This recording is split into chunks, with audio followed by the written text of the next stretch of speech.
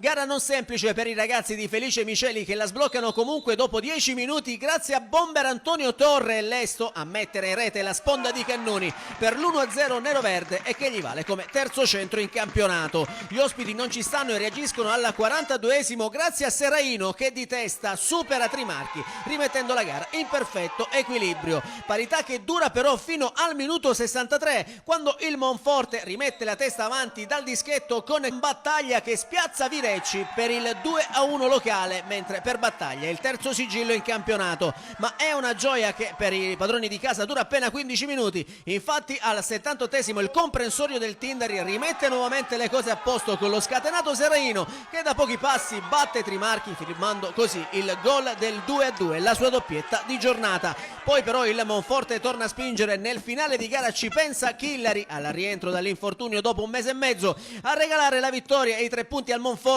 quando al minuto 85 con un tap-in da pochi passi spedisce alle spalle del portiere il pallone che fa esplodere di gioia i tifosi del Mariano Donia. Finisce 3-2 per la formazione di Felice Miceli che si porta in classifica a quota 13 punti mentre il comprensorio del Tindari rimane fermo a quota 8.